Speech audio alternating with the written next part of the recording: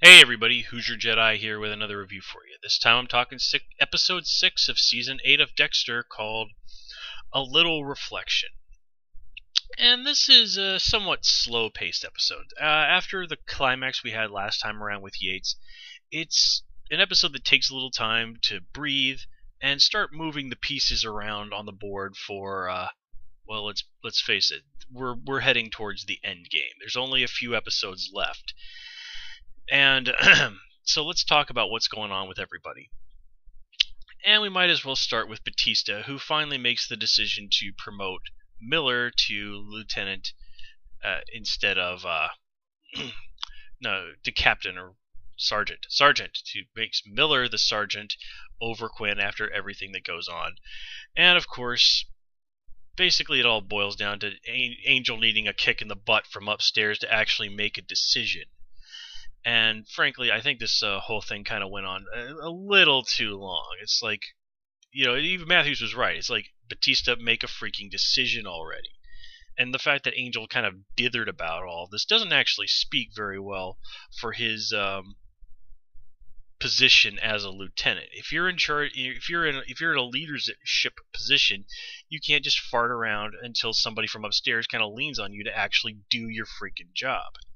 Now, to Quinn's credit, after some initially being upset, he does take it reasonably well. Well, about as well as Quinn takes anything that doesn't go his way. And he does deal with this in the somewhat foolish way of deciding that he is just going to totally tail Zach 24/7. And we're going to come back and talk about that decision a little later on. Let's see. Let's kind of cross the more minor people off our list. Actually, Dr. Vogel only has a very small role this episode. And it was pretty hilarious watching Dexter go in there and throw professional ethics in her face when she refused to talk about Zach. And even Vogel admitted that she's not really one to talk about that. But it ultimately pans out that that's really not what's going on here. It's not professional ethics that make her not want to talk about Zach to Dexter, or at least that made her not tell Dexter that Zach had in fact killed that woman.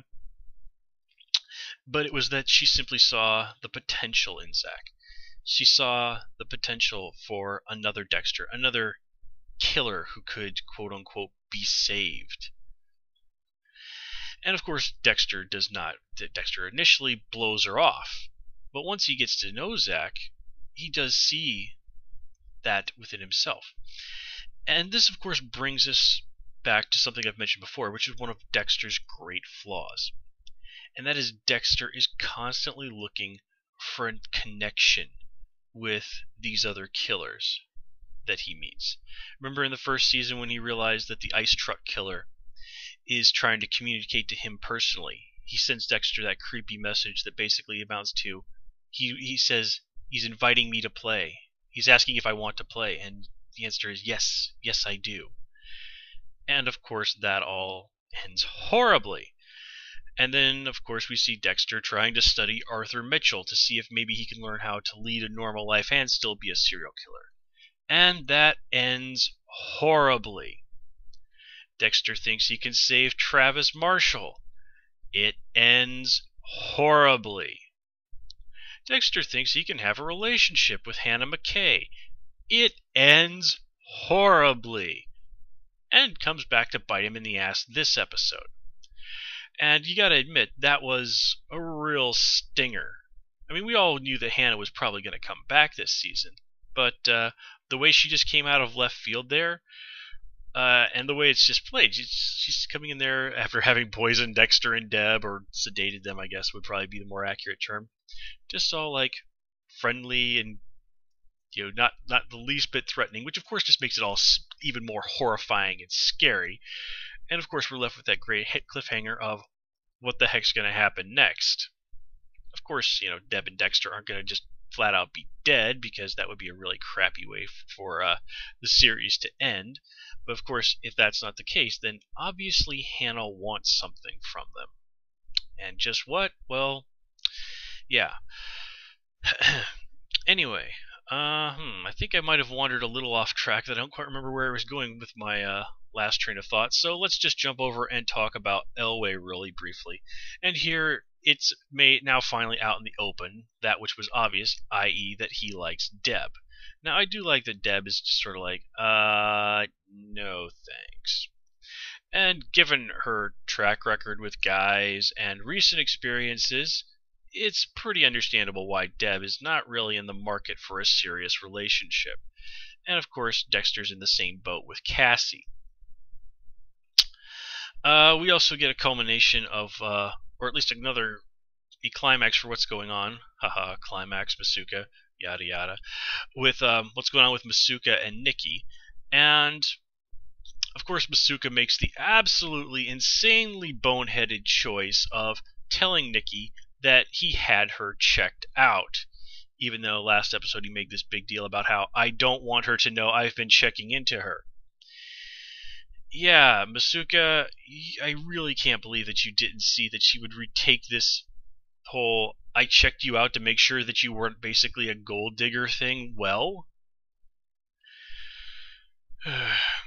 On the other hand, Masuka does have a little bit of a point in that Nikki has been a bit of a sponge, but still, I have a feeling that once she's I have a feeling that this might not be the last we see of Nikki, and that if she has some time to calm down, that she and Masuka might still be able to patch things up.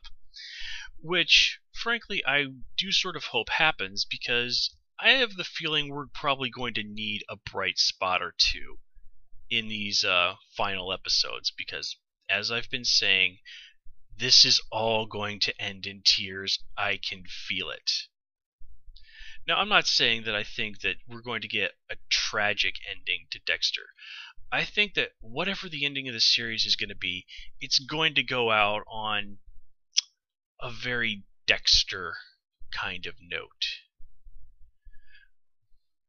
And I really can't think of a better way to put it, because some seasons have ended with Dexter having triumphed yet again, and generally feeling more optimistic about the future, and other seasons have ended with, somebody dying and Dexter being horribly, horribly messed up about it. So, yeah. Anyway. Our big thing with Dexter this episode is his relationship with Zach. And, it is interesting that even though he initially blows off Dr. Vogel, by the end of the episode, he's actually kind of down with, as he puts it, being sort of a spiritual father to Zach. And spiritual mother is, if I remember right, exactly the way Vogel described herself as being to Dexter. And of course, Dexter sees a lot of himself in Zach. Although Dexter's charge about having never killed an innocent person is complete and utter BS, because as we all remember, after Rita died, Dexter went and beat an innocent person to death in a bathroom for no other reason than being a jerk. And no, I will never, ever, ever let that go. Have I made it clear that I'm never, ever going to let that go? Yeah.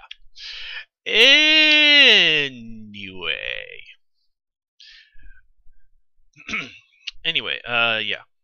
Oh yeah, almost forgot to talk about Harrison. And, I gotta give the kid that they have playing Harrison credit. For somebody who's that young, he's really good. He's a really good actor. His line about how I'm doing all the work already, that was a good one. And the situation where he busts Dexter lying, I mean, just the oh crap look on Dexter's face when he realizes his son has caught him lying, and he's like, oh god, what does he know? What does he know? And of course it turns out that he just caught Dexter lying about throwing away the dog that had the incriminating blood evidence on it. Of course, you'd think that Dexter, being a forensic scientist, would know that if he just soaked Doggy in a bucket full of water and bleach, that the bleach would be more than enough to make sure that a DNA confirmation, the kind that they would need in court to actually convict him of anything, would be impossible. But, yeah. forensics on Dexter, like so much, is all based on convenience rather than reality. But still, that really was a nice scene, and you have to love how Dexter, after getting busted caught in the lie, decides to opt for sort of giving Harrison a half-truth. And you also have to I like how Dexter realizes that, okay, well, Harrison's 4 and he caught me in this lie already. What is he going to eventually figure out about me as he gets older? And this is something that Dexter has wondered about before, but here we see that this is a genuine fear. That Dexter, he's not above making the sort of mistakes that could get him busted by Harrison someday. Now, granted, it's going to be a long time before Harrison is old enough to fully grasp the sort of implications of what Dexter really is. But that's the thing about kids. Time changes them, and time never stops. Time is inevitable. And that was probably a really dumb thing to say. Time is inevitable. Jeez. Sounds like something out of a bad Doctor Who fanfic. Anyway, so, as I said, we're going back. Let's go and finish talking about what's going on with Quinn and his decision to focus on taking down Zack as his way of dealing with being rejected for the sergeant's exam. Now, just the fact that Dexter is looking to take Zack on as his disciple does not change the situation with Quinn. Quinn still has a mad-on to take down Zack Hamilton. And if he's starting to become buddies with Dexter, ooh, that's not going to go down well. And keep in mind, it's also brought up this episode again by Quinn that he heard Deb yammering on about how she was the one that killed LaGuerta. And we've seen that Zack, he has the potential. He potentially could be somebody who follows Dexter's code. But he has a long way to go.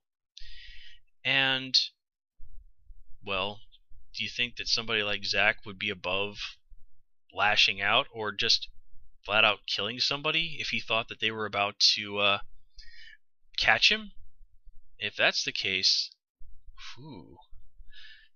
Quinn could be in some trouble if he underestimates Zack, or if he makes Zack desperate enough. And if that happens, well, we've seen that Deb is still pretty fond of Quinn despite how badly their relationship ended.